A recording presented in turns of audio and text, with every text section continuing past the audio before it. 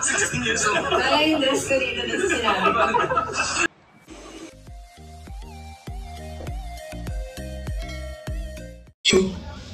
Parang posible kaya? May gagawin ka, di ba? Pinost ni Boss Chris Casman na may gagawin. Wear mo lang. Bakit gusto mo ba ako makasama?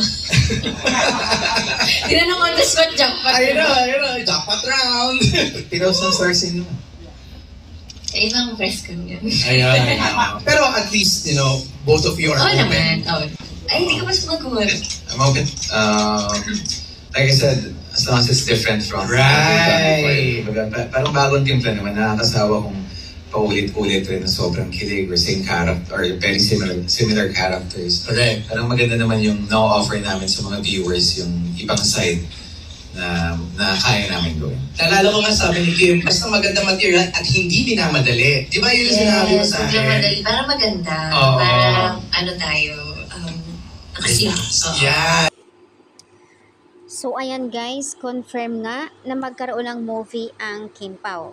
Based on their gestures and answers ng Kim Pao sa katanungan ni MJ. So ayan, ayon nga kay Pao, ipinost na nga ni Boss yung movie nila with Star Cinema. May pagtingin pa siya kay Kim na may movie ba tayo? Na parang ganon. So, sa panayam naman ni MJ kay Pao, na sinasabi niya, ang sagot kasi ni Pao, maiba naman. Hindi lang laging kilig, kasi kung paulit-ulit naman, nakakasawa sa casual viewers.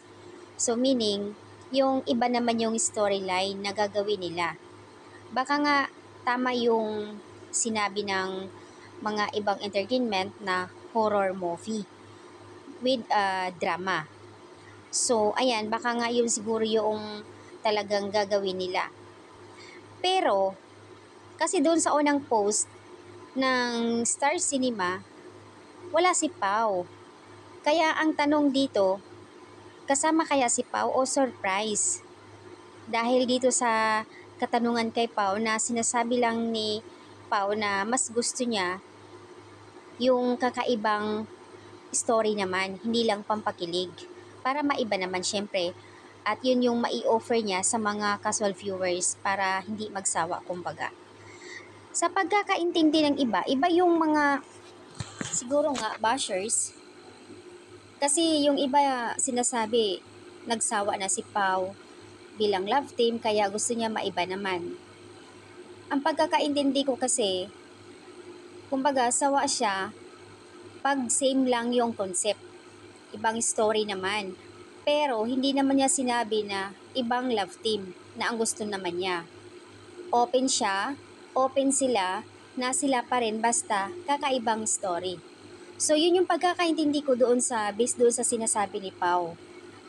Kaya lang yung iba, mayroon talagang iba yung pagkakaintindi na sinasabi na ayaw na niya kay Kim, kay Kisha daw nagsasawa na.